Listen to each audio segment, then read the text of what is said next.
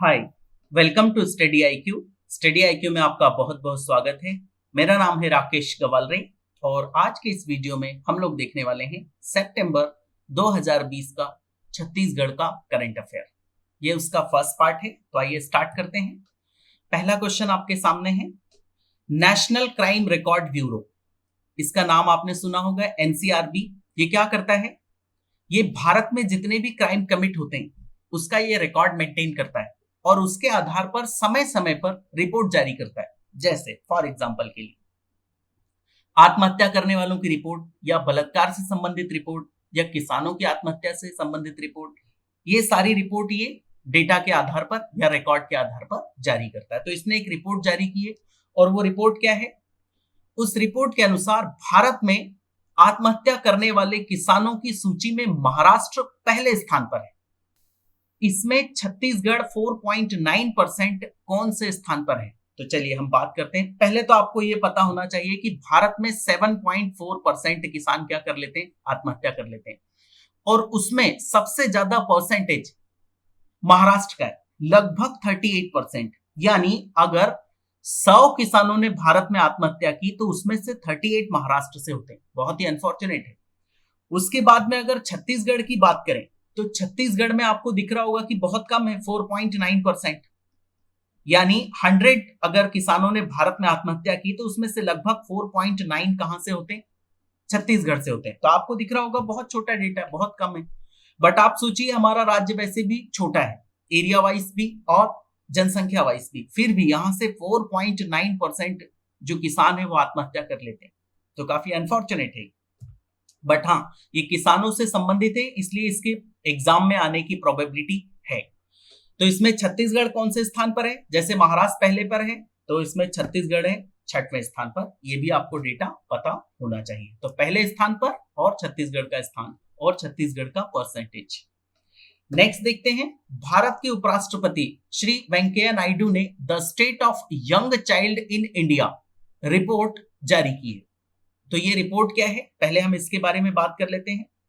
0 से 6 इयर्स तक के जो बच्चे हैं उनको आप किस प्रकार से केयर करते हो, उसके आधार पर यह रिपोर्ट है। 0 से 6 इयर्स तक के बच्चे, यानी उन्हें प्रॉपर टीका लग पा रहा है या नहीं लग पा रहा है, उन्हें प्रॉपर न्यूट्रिएंट्स मिल पा रहा है या नहीं मिल पा रहा, स्वास्थ्य सुविधाएं बराबर से हैं या नहीं है, इसके आधार पर यह रिपोर्ट जारी की जाती है। यानी आप छोटे बच्चों को किस तरह से केयर करते हैं, इन शॉर्ट अगर कहा जाए तो इसमें छत्तीसगढ़ 0.555 को सबसे खराब प्रदर्शन करने वाले राज्यों की सूची में रखा गया। तो पहले तो आपको यही पता होना चाहिए। और इससे रिलेटेड एक और डेटा, सबसे अच्छा प्रदर्शन किसने किया? केरल ने किया। तो ये आपको पता होना चाहिए। और सबसे वर्स्ट प्रदर्शन करने वाले राज्यों की सूची में छत्तीसगढ़ कौन से स्थान पर है? इसको 1 में से कितने मार्क्स मिले? हमारे छत्तीसगढ़ को 1 में से मिले हैं कितने मार्क्स? 0.555, इतने मार्क्स मिले। और ये कौन से स्थान पर है? याद रखना, अच्छे प्रदर्शन करने वाले राज्यों में नहीं, सबसे खराब प्रदर्शन करने वाले राज्यों में हमारा छत्तीसगढ़ है 5वें स्थान पर। काफी अनफॉर्चुनेट डेटा है ये भी। नेक्स्ट देखते हैं। फिर आपने ट्रिपल पी के बारे में सुना होगा, पब्लिक प्राइवेट पार्टनरशिप। इसी के आधार पर एक संयंत्र हमारे यहां पर स्थापित किया जा रहा है। किसका? इथेनॉल का संयंत्र है वो। छत्तीसगढ़ सरकार ने सार्वजनिक निजी भागीदारी यानी ट्रिपल पी मॉडल के तहत राज्य में स्थापित होने वाले देश के पहले इथेनॉल संयंत्र, यानी पहला तो यही डेटा आपको याद होना चाहिए कि ये छत्तीसगढ़ का नहीं बल्कि पूरे भारत का, देश का पहला इथेनॉल संयंत्र है। इसके लिए एक अनुबंध पर साइन किए, MOU मींस क्या होता है? Memorandum of understanding. इस पे साइन किए। तो इससे संबंधित कुछ और डेटा देख लीजिए। तो पहले तो आपको यही पता होना चाहिए, ये यहां पर इथेनॉल का संयंत्र स्थापित किया जा रहा है। और कहां पर? देखिए, ये स्थापित किया जा रहा है कवर्धा के भोरमदेव सहकारी चीनी कारखाना और छत्तीसगढ़ डिस्टिलरी लिमिटेड की सहायक कंपनी एनकेज बायोफ्यूल द्वारा 30 वर्षों की अवधि के लिए अनुबंध पर हस्ताक्षर किए गए। इतना लंबा अगर आप याद रख पाते हैं तो ठीक है, नहीं तो आप ये नाम याद रखेंगे, एनकेज बायोफ्यूल और दूसरा कौन सा? भोरमदेव सहकारी चीनी कारखाना। इन दोनों ने इसके लिए 30 साल तक के लिए अनुबंध किया। फिर नेक्स्ट अगर देखें तो एथेनॉल इतना क्या इंपॉर्टेंट है, ऐसा क्या काम में आता है, तो इसको पेट्रोल में मिलाते हैं। जो गाड़ियों में हम फ्यूल की तरह यूज करते हैं पेट्रोल, उसमें इसको मिलाते हैं। इससे पेट्रोल की जो इफिशियंसी होती है वो बढ़ जाती है, यानी वो अच्छी तरीके से एवरेज देता है। इथेनॉल एक तरह का अल्कोहल है, याद रखना, जिसके भी एंड में नॉल लग जाता है, जैसे फिनॉल, इथेनॉल, इन सबको इनडायरेक्टली आप अल्कोहल मान सकते हो। ये एक तरीके का अल्कोहल ही होता है। सो इथेनॉल एक तरह का अल्कोहल है जिसे पेट्रोल में मिलाकर गाड़ियों में फ्यूल की तरह इस्तेमाल किया जाता है। फिर इसका उत्पादन कैसे होता है, तो इसका उत्पादन होता है मुख्य रूप से ऐसे फसलों से होता है या ऐसी चीजों से होता है जिसमें शर्करा यानी ग्लूकोज ज्यादा हो, उससे इसका उत्पादन होता है। जैसे कि गन्ने से इसका उत्पादन बहुत आसानी से हो सकता है, तो उसी के ऊपर ये मैंने लिखा है। इथेनॉल का उत्पादन यूं तो मुख्य रूप से गन्ने की फसल से होता है, लेकिन शर्करा वाली अन्य फसलों से भी इसे तैयार किया जा सकता है।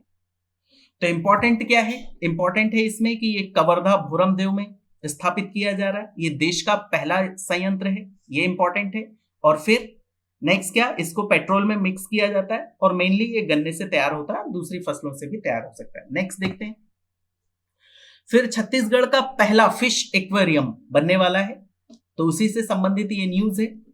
छत्तीसगढ़ प्रदेश का पहला मछली नुमा फिश एक्वेरियम के बारे में आपने सुना होगा, बनाया जा रहा है। इसके संबंध में कौन सा तथ्य सत्य है, तो पहले तो उपरोक्त सभी सत्य हैं। पहला पॉइंट देखिए, यह कोरिया जिले के बैकुंठपुर में बनाया जा रहा है। इंपॉर्टेंट है, ये प्लेस आपको पता होना चाहिए कि पहला फिश एक्वेरियम छत्तीसगढ़ का कहां पर बन रहा है, तो वो कोरिया जिले के बैकुंठपुर में बनाया जा रहा है। फिर किसमें बनेगा ये, तो आपने एक नाम सुना होगा, झुमका बोटिंग क्लब। ये बूढ़ा तालाब में किया जाता है। बोटिंग कहां की जाती है, जहां पर तालाब होगा वहीं पे तो बोटिंग होगी ना, तो वहां पर बड़ी संख्या में पर्यटक पहुंचते हैं।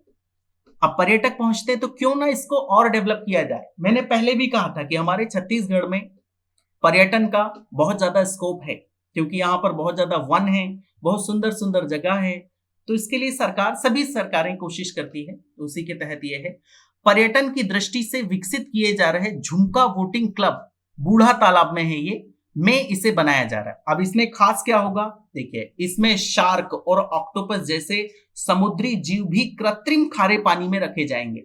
समझना, शार्क और ऑक्टोपस ये किस में रहते हैं, खारे पानी में, तो खारा पानी हमारे यहाँ पे समुद्र नहीं है, तो इसके लिए कृत्रिम खारा पानी तैयार किया जाएगा और जितना टेम्परेचर उन्हें चाहिए वो टेम्परेचर भी उतना मेंटेन किया जाएगा, ताकि शार्क और ऑक्टोपस जैसे समुद्री जीवों को रखा जा सके।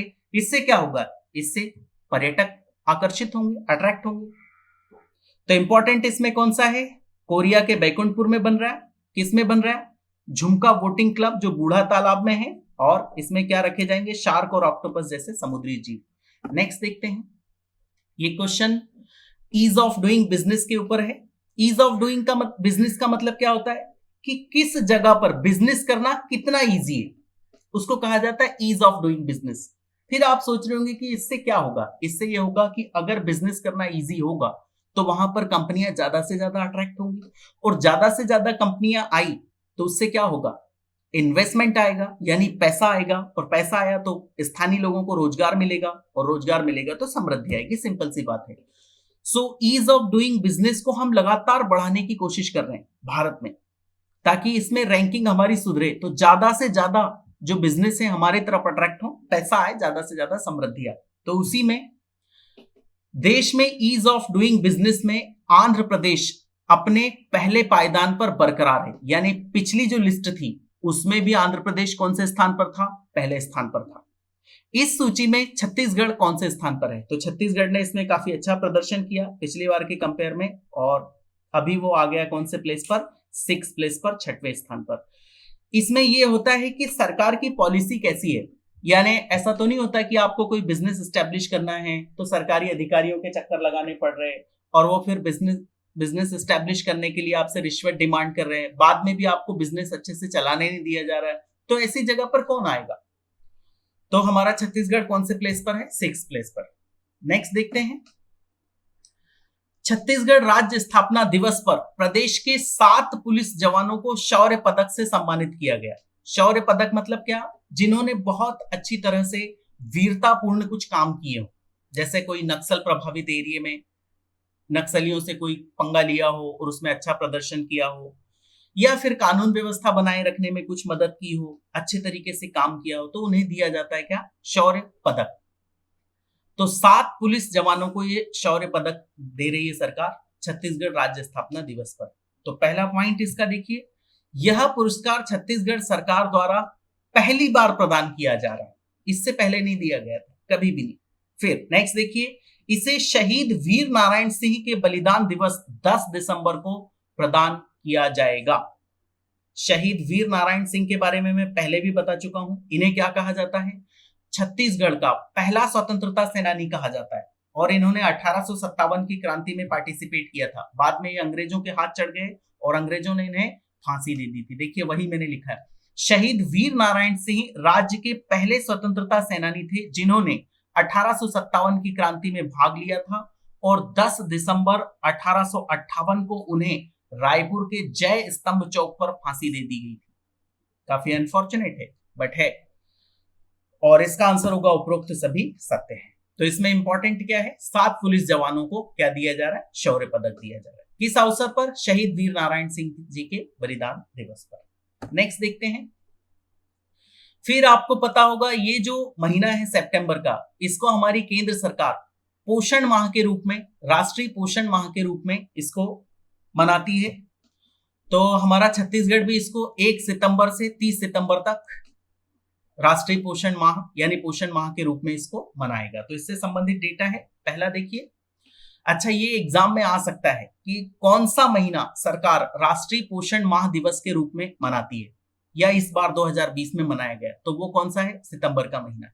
अब इसमें देखिए, पोषण से संबंधित है, तो इसमें क्या रहेगा, इसमें ये रहेगा कि हमारे यहाँ पर जो भी कुपोषित बच्चे हैं उन्हें क्या किया जाए, प्रॉपर पोषण दिया जाए। आपको पता है हमारा छत्तीसगढ़ आदिवासी बहुल राज्य है, और यहाँ पर जो आदिवासी समुदाय है उनके बच्चे कई बार कुपोषण का शिकार देखने को आपको मिल जाएंगे, अगर आप कभी कहीं पर जाने की कोशिश करेंगे या देखने की कोशिश करेंगे।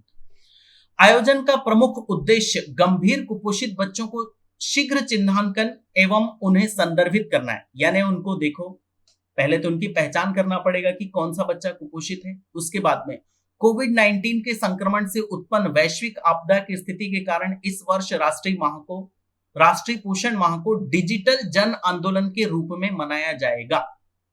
पहले क्या होता था, जगह जगह सरकार की मशीनरी पहुंचती थी और जगह जगह इस प्रकार के क्रियाकलाप होते थे, बच्चों को चिन्हांकित किया जाता था, कार्यक्रम होते थे लोगों में जन जागरूकता लाने के लिए। बट इस बार ऐसा नहीं होगा, कोविड-19 के कारण इसको डिजिटल जन आंदोलन बनाया गया। इस वर्ष राष्ट्रीय पोषण माह को डिजिटल जन आंदोलन के रूप में मनाया जाएगा, ये पॉइंट है। दूसरा, छत्तीसगढ़ में इसकी टैगलाइन क्या है, सही पोषण छत्तीसगढ़ रोशन। ये हमारे छत्तीसगढ़ की टैगलाइन है, ये काफी इंपॉर्टेंट है, ये परीक्षा में आ सकती है। ये किसकी टैगलाइन है, राष्ट्रीय पोषण माह 2020 की छत्तीसगढ़ की जो टैगलाइन है वो ये है, सही पोषण छत्तीसगढ़ रोशन।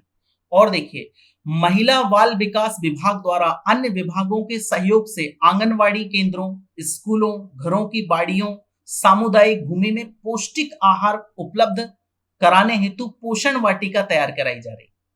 समझना इसे, पोषण वाटिका मतलब क्या, जैसे ये आंगनवाड़ी का भवन है और यहाँ पर ये खाली जगह है, तो यहाँ पर क्या सब्जियां लगा दीजिए, फल फ्रूट्स लगा दीजिए, ताकि बाद में जी ये जो कुपोषित बच्चे हैं उन्हें इन बाड़ियों से फल मिल सके। तो इसी के लिए ये बाड़ियां लगाई जा रही या वाटिका लगाई जा रही, पोषण वाटिका इन्हें नाम दिया गया। इनमें मुख्य रूप से सब्जियां और फलदार पौधे लगाए जा रहे हैं। तो आंसर इसका क्या होगा, उपरोक्त सभी सत्य हैं। तो इसमें याद करने जैसा क्या है, पोषण माह ये वाला, दूसरा सही पोषण छत्तीसगढ़ रोशन, और ये किससे संबंधित है, कुपोषित बच्चों की पहचान करके उनके कुपोषण को दूर करने की कोशिश करना। नेक्स्ट देखिए, उत्तरी छत्तीसगढ़ के सरगुजा अंचल में मनाए जाने वाले लोक पर्व कर्मा के बारे में कौन सा तथ्य सत्य है। तो ये जो कर्मा है ये कर्म से निकला हुआ है, कर्म आपने सुना होगा।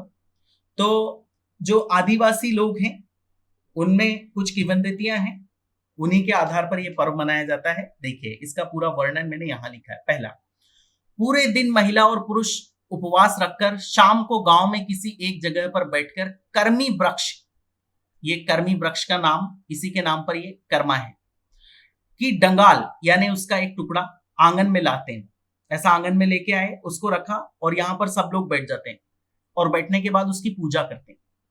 और पूजा के बाद में डांस होता है और झांझ बजाते हैं, वो नृत्य करते हैं, ये सारे काम करते हैं। तो देखिए यही मैंने लिखा है, कर्मी वृक्ष की डंगाल आंगन में लगाकर पूजा करते हैं। गांव का बैगा करम देवता की कहानी कथा सुनाता है।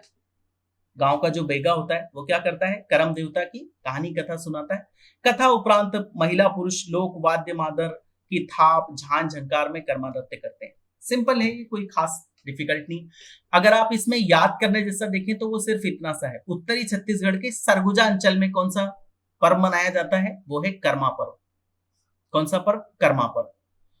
ये कब मनाया जाता है, भादो मास के शुक्ल पक्ष की एकादशी तिथि को मनाया जाने वाला लोक नृत्य। इसमें प्रकृति की पूजा करते हैं। आप देखिए ये आपने एक छोटा सा डंगाल लेके आए, किसकी, कर्मी वृक्ष की, तो आप किसकी पूजा कर रहे हैं, इनडायरेक्टली प्रकृति की पूजा कर रहे हैं। तो इसका आंसर होगा क्या, उपरोक्त दोनों ही सत्य है। याद करने लायक इसमें ये है सिर्फ, और थोड़ा सा ये आपको कहानी टाइप डिटेल पता होना चाहिए कि इसमें होता क्या है। ये डेट अगर आप नहीं भी याद रखेंगे तो चलेगा। नेक्स्ट देखिए, लिंगई माता मंदिर का द्वार वर्ष में केवल एक बार 12 घंटे के लिए खोले जाते हैं। इनके बारे में सुना होगा, लिंगई माता के बारे में। शिवलिंग के बारे में आपने सुना होगा, शिवलिंग। शिवलिंग किसका प्रतीक होता है, पुरुष का, और शक्ति देवी का प्रतीक होती है, शिव शक्ति, ऐसा आपने सुना होगा। बट यहां पर ये जो शिवलिंग है, इस प्रकार का जो शिवलिंग है, इस शिवलिंग में इसे माता का रूप माना गया है, इसी वजह से इसे नाम दिया गया क्या, लिंगई माता। तो इसी से संबंधित डेटा है। और ये जो इसके द्वार हैं, इस मंदिर के द्वार हैं, वो सिर्फ साल में एक बार 12 घंटे के लिए खुलते हैं। अब देखो इसका डेटा देख लीजिए। यह मंदिर कोंडागांव जिले के विकासखंड मुख्यालय फरसगांव से लगभग 9 किलोमीटर दूर पश्चिम में बड़े डोंगर मार्ग पर गांव आलोर में स्थित है। काफी लंबा है, आपको इतना बड़ा नहीं याद करना, आपको सिर्फ याद करना है क्या, कोंडागांव डिस्ट्रिक्ट में है ये। कौन सा मंदिर, लिंगई माता मंदिर। फिर इसमें यहां पर ऐसी मान्यता है कि जो भी दंपत्ति होते हैं जिन्हें बच्चे नहीं हो रहे या कुछ उनको प्रॉब्लम है, वो यहां पर जाके मन्नत मांगते हैं और खीर चढ़ाते हैं और प्रसाद चढ़ाते हैं। इस वजह से फिर काफी भीड़ होती है यहां पर, ये जब 12 घंटे के लिए खुलता है ये मंदिर। तो स्थानीय लोगों का कहना है कि पूजा के बाद मंदिर की सतह पर रेत बिछाकर उसे बंद कर दिया जाता है। अगले वर्ष इस रेत पर किसी जानवर के पदचिन्ह अंकित मिलते हैं। निशान देखकर भविष्य में घटने वाली घटनाओं का अनुमान लगाया जाता है। कभी कभी उसमें बिल्ली के पंजे दिख जाते हैं, कभी कोई और से पंजे दिख जाते हैं, फिर उसके आधार पर एक प्रिडिक्शन किया जाता है कि अगले साल क्या होने वाला। ठीक है, कोई इतना खास इंपॉर्टेंट नहीं। इंपॉर्टेंट सिर्फ इतना है कि ये कोंडागांव डिस्ट्रिक्ट में है और नाम क्या है, लिंगई माता मंदिर। ये सिर्फ 12 घंटे के लिए ओपन होता है, दैट्स इट, इतना सफिशिएंट है। नेक्स्ट देखिए, फिर अंतरराष्ट्रीय साक्षरता दिवस पहले परीक्षा में भी आ चुका है, तो ये आपको पता होना चाहिए। कब होता है ये, 8 सितंबर को होता है अंतरराष्ट्रीय साक्षरता दिवस। और इस दिन नेशनल स्टैटिस्टिक्स ऑफिस यानी राष्ट्रीय सांख्यिकी कार्यालय ने कुछ साक्षरता से रिलेटेड आंकड़े जारी किए। अब उन आंकड़ों में बताया गया है कि भारत की साक्षरता दर कितनी है। तो भारत की साक्षरता दर है 77.7, यानी 777। अगर आप याद रख लेंगे तो ये याद रह जाएगा। ये भारत की साक्षरता दर बताइए। उसके बाद में छत्तीसगढ़ की थोड़ी सी कम है, वो कितनी है, 77.3%, इतनी है। उसमें पुरुष साक्षरता काफी ज्यादा है, 85.4%, और महिलाओं की साक्षरता कितनी है, 68.7%। महिलाएं अभी भी हमारे छत्तीसगढ़ ही नहीं वरन संपूर्ण भारत में पिछड़ी हुई है। तो इसका आंसर होगा क्या, उपरोक्त सभी सत्य हैं। ये भी सत्य है, ये भी सत्य है, दोनों सत्य है। इसमें याद करने जैसा क्या है, 8 सितंबर इंटरनेशनल कौन सा डे, लिटरेसी डे। उसके बाद में ये साक्षरता दर आपको याद करनी ही होगी, इसमें कोई कंसेशन नहीं है, कभी भी परीक्षा में आ सकती है। नेक्स्ट देखिए, फिर श्रीमती रजनी शर्मा जी को एक अवार्ड मिला है, राष्ट्रीय शिक्षा रत्न पुरस्कार, ग्लोबल टीचर अवार्ड इन्हें मिला है। कौन सा अवार्ड मिला है, एक तो ये भी कह सकते हो राष्ट्रीय शिक्षा रत्न पुरस्कार, और ग्लोबल टीचर अवार्ड भी इसे कह सकते हो। तो इनके संबंध में कुछ डेटा है वो देख लीजिए। उन्हें यह सम्मान ग्लोबल टीचर कॉन्फ्रेंस मुंबई में हुए ऑनलाइन सम्मेलन के दौरान दिया गया। ग्लोबल टीचर्स कॉन्फ्रेंस मुंबई में एक हुई थी और उसमें इन्हें ये सम्मान दिया गया, श्रीमती रजनी शर्मा जी को। फिर देखिए इन्हें किस वजह से दिया गया, तो देखिए बस्तर के विभिन्न क्षेत्रों में व्याख्याता पदस्थ रहने के दौरान, यानी ये क्या है, लेक्चरर है, और कहां पे थी, बस्तर जो कि नक्सल प्रभावित जिला है, उन्होंने आदिवासियों के साथ समय बिताया और लालटेन की रोशनी में किताबें लिखी। अनफॉर्चुनेटली वहां पर बिजली अभी भी अच्छी तरह से उसकी पहुंच नहीं है, और आज से 10-15 साल तो बिल्कुल भी नहीं थी, थोड़ी बहुत रही होगी। तो उन्होंने लालटेन की रोशनी में किताबें लिखी, और उसमें से देखिए इंपॉर्टेंट किताबें कौन सी है, बस्तर और आदिवासियों पर आधारित उनकी किताबें आदिवासी संस्कृति, परंपरा, बोलियों की बखान करती है। और किताबें कौन सी है, तो देखिए रजनी ने कोरोना काल में एनसीईआरटी के लिए 23 पाठ रिकॉर्ड किए। ये ऑडियो पाठ बुलट्रू ऐप में मौजूद है। बुलट्रू ऐप, इसके बारे में आपने सुना होगा, मैंने पहले करंट अफेयर में बताया। ये ऑनलाइन प्लेटफॉर्म की तरह है, एक मोहल्ले में लोग इकट्ठे हो जाते हैं और ब्लूटूथ के माध्यम से वो टीचर यहाँ पे पढ़ाता है, तो इसे बुलट्रू ऐप कहा जाता है। ये पहले मैं बता चुका हूँ, जिसका फायदा दूरस्थ अंचलों के बच्चों को मिल रहा है। तो इस वजह से इन्हें ये अवार्ड दे दिया गया। तो इसमें इंपॉर्टेंट क्या है, इन्हें कौन सा अवार्ड मिला है, global teachers award Shrimati Rajni Sharma ji को। और इसमें इंपॉर्टेंट क्या है, उन्होंने बस्तर के आदिवासियों के लिए काम किया, उनके ऊपर किताबें लिखी, और इनकी कुछ किताबें या इनकी कुछ रिकॉर्डिंग एनसीईआरटी ने इनके 23 पार्ट रिकॉर्ड किए, जिनको नेशनल लेवल पर दिखाया जाता है। किसके लिए दिखाया जाता है, हमारे आदिवासी या बस्तर की जो संस्कृति है वो दिखाने के लिए। नेक्स्ट देखते हैं, केंद्रीय कानून मंत्रालय ने वरिष्ठ अधिवक्ता को डैश को छत्तीसगढ़ हाईकोर्ट के लिए भारत सरकार का असिस्टेंट सॉलिसिटर जनरल नियुक्त किया है। आपने सुना होगा अटॉर्नी जनरल के बारे में। अटॉर्नी जनरल क्या होता है, वो सबसे बड़ा लॉ ऑफिसर होता है, किसका, सरकार का, और सरकार का वो सुप्रीम कोर्ट में पक्ष रखता है, हाई कोर्ट में पक्ष रखता है। बट इतने सारे राज्य हैं, इतने सारे हाई कोर्ट हैं हमारे पास, उन सब में कुछ ना कुछ मैटर चलते रहते हैं, तो अकेला अटॉर्नी जनरल तो वहां नहीं जा सकता केंद्र सरकार की तरफ से, तो उसके क्या होते हैं फिर एडिशनल या असिस्टेंट सॉलिसिटर जनरल्स होते हैं, वो अब सरकार का पक्ष रखते हैं। तो एक वरिष्ठ अधिवक्ता है जो छत्तीसगढ़ से संबंधित है, और इन्हें असिस्टेंट सॉलिसिटर जनरल नियुक्त किया गया है, कहां पर, छत्तीसगढ़ में। उनका नाम है श्री रमाकांत जी मिश्रा। इंपॉर्टेंट है ये, assistant solicitor general Ramakant Mishra ji, कहां पर, छत्तीसगढ़ हाई कोर्ट में। नेक्स्ट देखते हैं, फिर सरगुजा में एक ट्राइब फूड पार्क बनने वाला है। ट्राइब फूड पार्क से मतलब क्या, जो भी जंगल के उत्पाद होते हैं उनको क्या किया जाए, प्रोसेस किया जाए, और प्रोसेस करके उनकी वैल्यू बढ़ाई जाए। मैं आपको पहले भी बता चुका हूं, जैसे मान लीजिए कि हमारे पास है आंवला को अगर डायरेक्ट बेचेगा कोई तो उसको कम प्राइस मिलेगा, बट अगर उसका आंवला अदरस करके एक जूस होता है वो बना के बेचेगा तो उसको ज्यादा पैसा मिलेगा, आंवला उतना ही है। तो ये काम किसमें किया जाता है, फूड पार्क में। इसे नाम दिया गया है क्या, ट्राइब फूड पार्क, ट्राइबल लोगों के लिए है, इसलिए इसका नाम है ट्राइब फूड पार्क। कहां पे ओपन होने वाला है, सरगुजा में।